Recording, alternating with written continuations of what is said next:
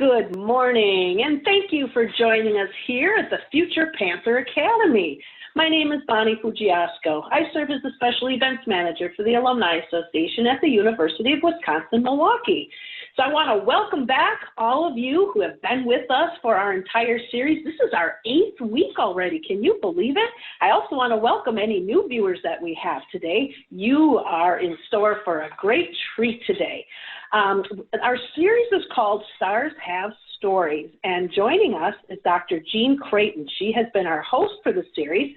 She is an astronomer, and she's also the director of the planetarium since 2007 at the University of Wisconsin. So she is with us again today, and her story is called How Do Stars Help Us Tell Stories? So for those of you who are watching live today, you'll see a little chat box on your screen. Feel free to send in any questions to Dr. Jean, and we'll get to as many of those as we can, excuse me, before the end of the program. So if you've missed any of our other programs and you're interested, take a look at our website. We've got all of them listed. There's links where you can watch anytime on demand. So check those out if you've missed any of our previous shows. So with that said, everybody settle in, get comfortable. You're in for a good treat today as Dr. Jean presents How Do Stars Help Us Tell Stories? Thank you so much, Bonnie, and thanks everyone for being here and sharing this experience with me. I want to transport you to my childhood.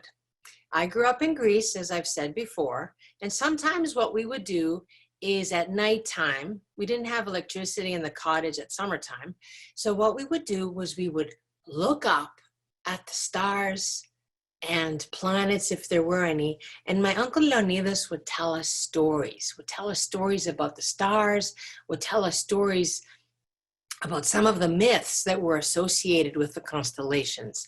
So today I have the great pleasure of telling you a story that I know from my Greek heritage, from my Greek culture, and it connects to a constellation that we've talked about now many times, and that is the Big Dipper.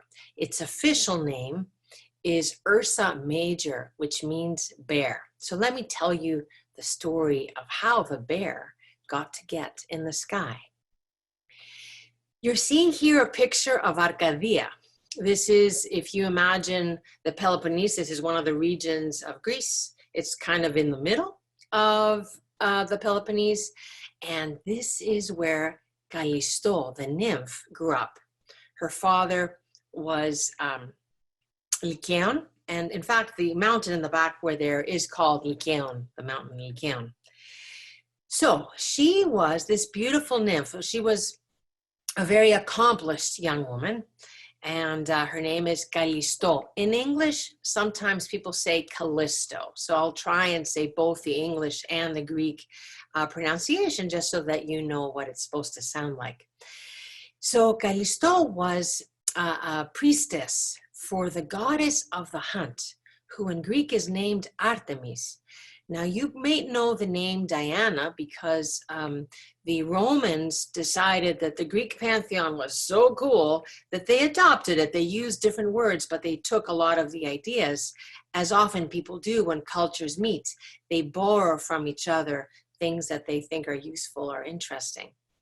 So Callisto was the priestess for Artemis, and Artemis, as often gods were, demanded full attention. So they wanted your devotion entirely to them. And yet poor Callisto got distracted because the god of all gods, so Zeus himself, thought that Callisto was particularly wonderful and worth knowing. And together they had a baby called Arcas. Can you say Arcas? If this sounds a little familiar, I'm sorry, I didn't give you a chance to repeat, did I? Arcas. Right. If this sounds a little familiar, it is tied to the name of a star I've mentioned before, Arcturus. That's a separate story. In any case, Callisto had a baby, and this distraction made Artemis mad. And the goddess changed lovely Callisto into a big, burly bear. Her baby, Arcas, was taken care of by the family, and he grew up to be this wonderful hunter, among other things. People had to hunt for their food at that time. And the bear spent her time wandering the world, trying to find her baby, making sure that her son, in fact, is in good hands, that he grew up to be healthy and competent.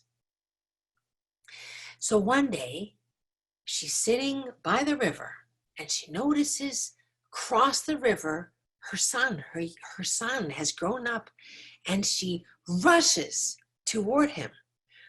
Now, bears look like big lumbering animals, but actually they can outrun a horse for short distances. So she's quick, and she's about to get to him. Now, what would you feel if you're sitting there minding your own business, trying to catch some fish, and you see a big bear rushing toward you? It's probably quite scary. And he takes out his bow and arrow, and he's about to hit her. Now Zeus sees this thing from above and realizes, oh my goodness, he is about to kill, unbeknownst to him, his own mother. Now this kind of crime was considered the top of the lot, the absolute worst. And for crimes like this, the Greek myths had the Erinyes, known in English as furies, but I like to say the words, I'm going to say it again, Erinyes. These were vicious creatures that would hunt you to the end of your days to punish you for such an inexcusable crime. Zeus could not let this happen. So he thought fast, and he changed Arcas into a baby bear. So now the two bears could rush through the water and give each other a big bear hug, and all was well. To be sure that the two animals are safe, Zeus took the tail of Callisto, the big bear, the tail of Arcas, the little bear, and he whoosh put them in the sky to keep an eye on them. That's how the Greeks explained how these two constellations are always above the horizon so that Zeus can keep an eye on them. It also explains why the two bears have ridiculously long tails, right? Bears don't have tails that look like that, but they got stretched out when Zeus put them up in the sky. And this is the story, according to the ancient Greeks, of how the Big and the Little Dipper, or the Big and the Little Bear, if you will, got into the sky. These are the stories that I'm familiar with, that I grew up with, and even so, an individual story has all kinds of variations. I had a great time. Let me show you my book. I had a great time looking at variations. I have this cool Greek and mythology encyclopedia that I was able to consult, and other books too, to see which version was I going to say. You might have heard variations on this very theme. But in addition to individual stories in the same culture having different kind of flavors, variations, of course, different people on the earth, different cultures, had different ways of looking at stars. Not only did they group stars differently, but they also told different stories. It is my pleasure to tell you a story that connects to the beaver stars. This is an Anishinaabe story, and I'm going to read it to you as it was given to me. So I will tell you the story here. Long ago, there was a time when one great beaver was created, much larger than the beavers we have today. In that time, the beaver would build a great lodge wherever the beaver settled. I should point out here that the Anishinaabe culture is alive and well right now. There are over 150 different communities, both in the northern United States and in Canada, and they speak multiple languages. The Anishinaabe people is a great enough civilization culture that, just like the Romance languages, there are variations different ones. So I just wanted to point out the Anishinaabe people are here today. So I'll keep reading my story. So we were at a great lodge wherever the beaver settled. Also, the dams this beaver built would flood vast areas of land. Many times, the Anishinaabe people would have to move and resettle another area because their land would be flooded. Eventually, the Anishinaabe people grew tired of having to always move from areas that provided great hunting, gathering, and other essentials to live their lives. They asked Gijemanidu, the creator, to help them with their problem of always having to deal with the flooding from these dams. One day, the creator sent a thunder being to remove the great beaver. When the thunder being arrived, a great fight began between the thunder being and the great beaver. At one point, the thunder being used its claws to grab the beaver and then began to lift the beaver into the sky. As the beaver squirmed and writhed to gain release from the claws, blood fell onto the land and formed many small pools. From these pools, smaller versions of the beaver began to rise out and are the reason why the beavers of today look as they do. The thunder being carried the great beaver up into the sky, where the beaver was eventually left there as a reminder to the Anishinaabe people about this part of their history. Where the beaver was left is where the constellation Gemini is located, though the old ones refer to it as Amik Anong, Amik meaning beaver, and Anong is star. So say it with me, Amik Anong.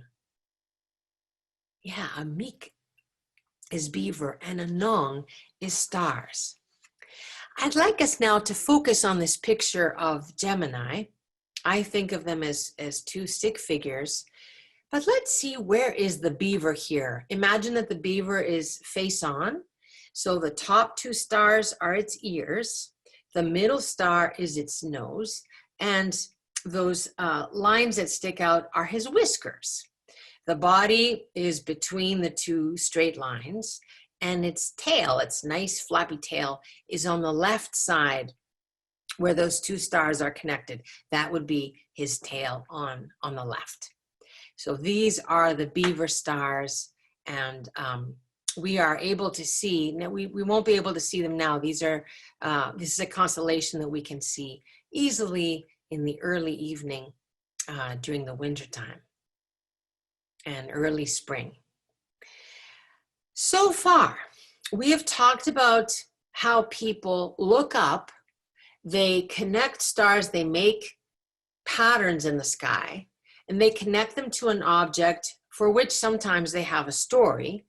Now, these stories are different for different cultures, and they change over time. It's not like they're fixed. Sometimes they get changed a little bit over time. The bones of the story, as my theater professor friend says, the bones of the story often remain the same.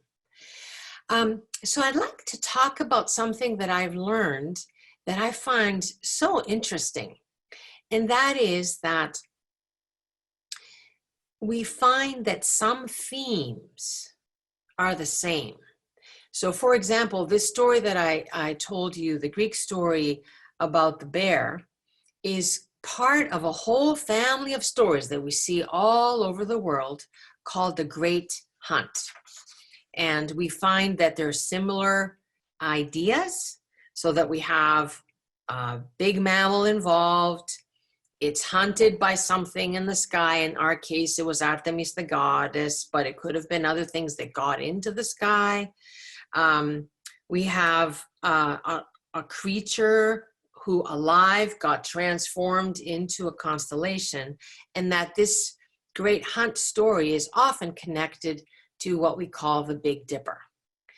So that tells us that if you look at how the stories changed in different parts of the world and compare it to some of the big migrations over tens of thousands of years, It tells us that these stories were important enough to people.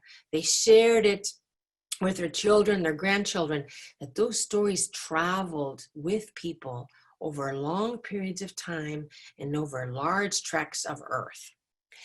So, for example, in the story of the cosmic hunt, the animal is not necessarily the same, although there are a lot of bears, right? We see bears in Asia, we see bears in many parts of the current of North America, but not every place had a bear.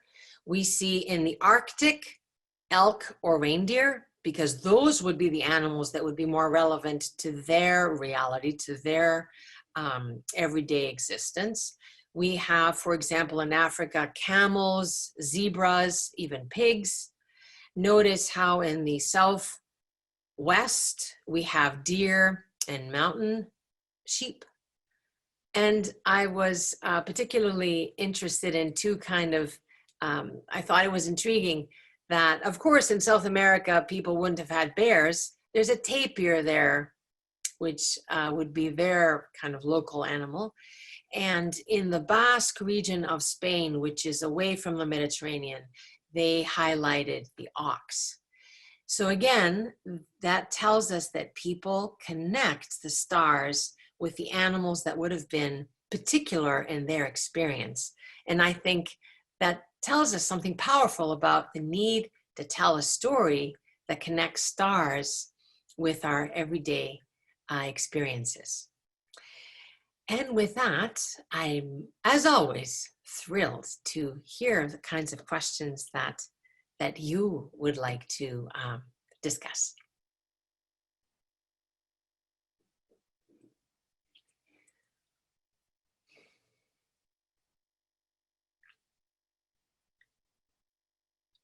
So we can't hear Bonnie. Oh, there we are. Okay, we've got sound now. All right, our first question is from Laura, and she wants to know, why do people connect stars to create the constellations? Thank you for asking, Lara, because it reminds me to say that for an astronomer in modern astronomy, a constellation is like a patch of sky. It's not a connect the dot at all. It is a way of saying, oh, look at this sky. It's like a map, like the map of the states, and each patch of sky is one constellation. And it gets its name from the pattern that people might have seen in different cultures, right? Now, why do we do this? Why do people see patterns? Our brains are wired to see patterns. That's actually helped us to solve problems, because we say, oh, I see a pattern, I see a reason why this might be. So our brains are very good at seeing patterns, even when the patterns, I could argue, aren't very obvious, right? So we like to see patterns. It helps us remember where those constellations are, where those stars are, and even better, if you can connect a story to the pattern, you're even more equipped to remember where those stars are. Thank you for that great question.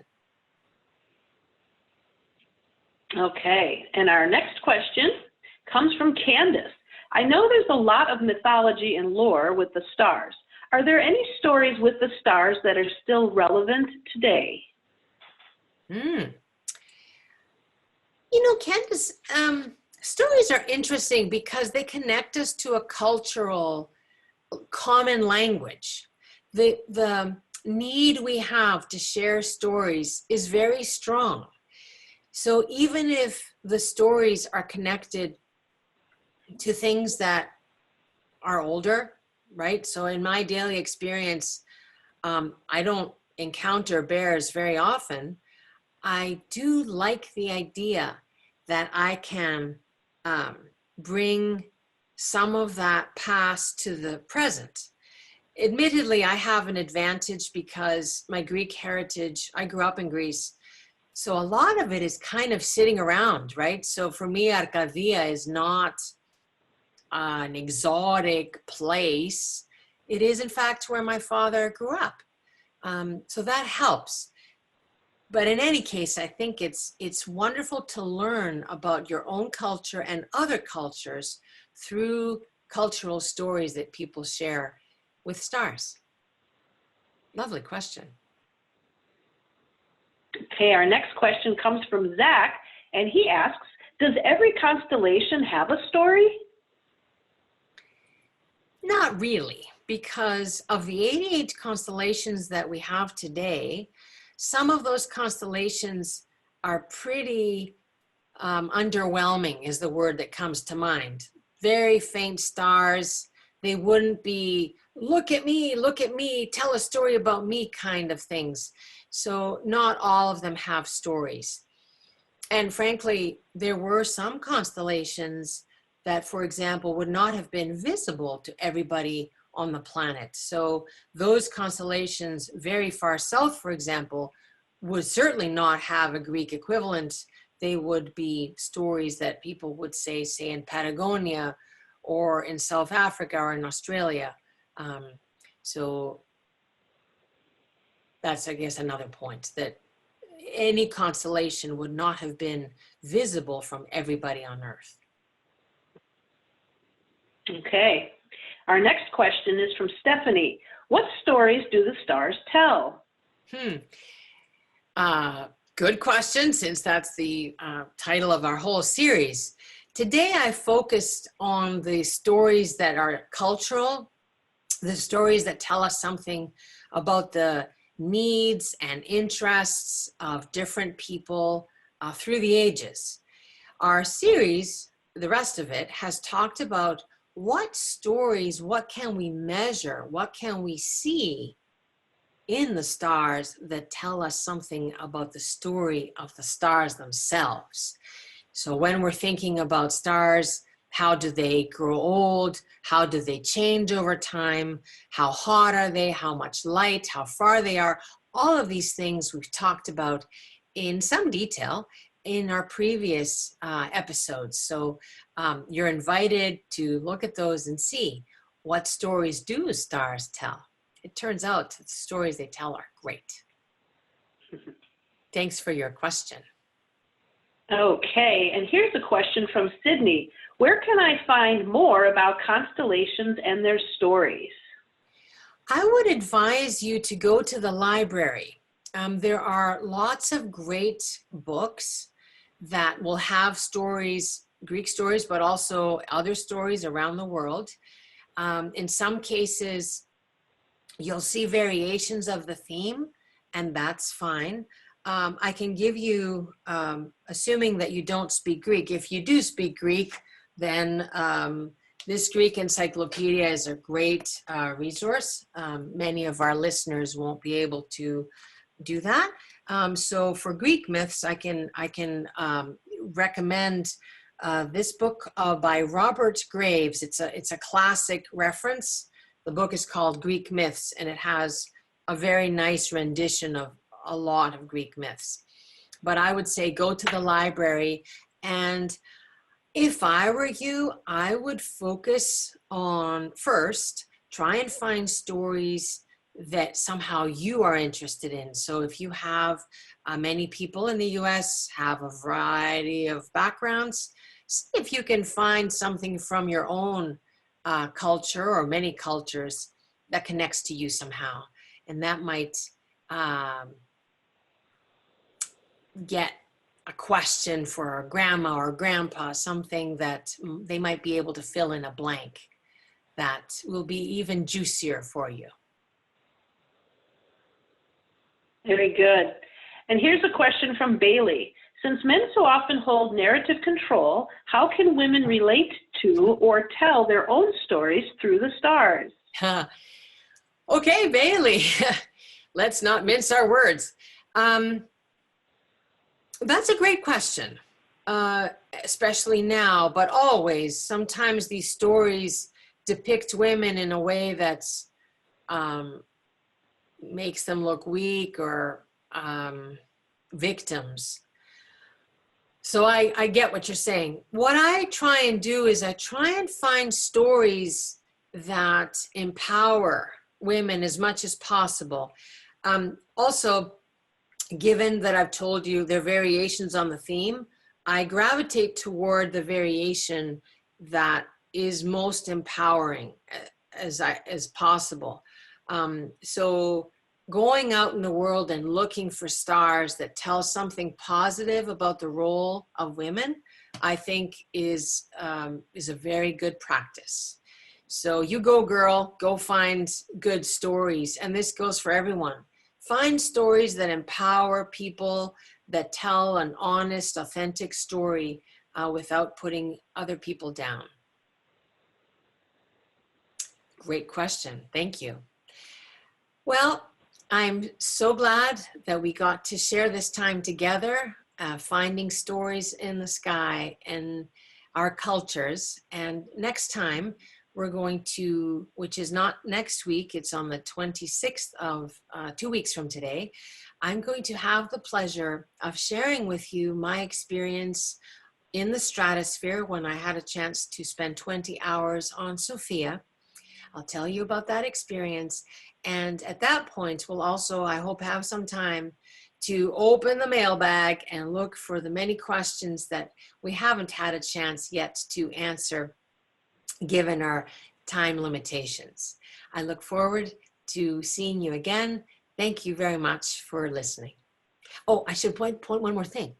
If you'd like more stories, we will send you a link to a series of recordings that I've made for many stories around Perseus, Hercules, and Ariadne. You'll have a chance to hear more of these stories if you wish. Thank you again for listening, and I look forward to our next and final episode of this series.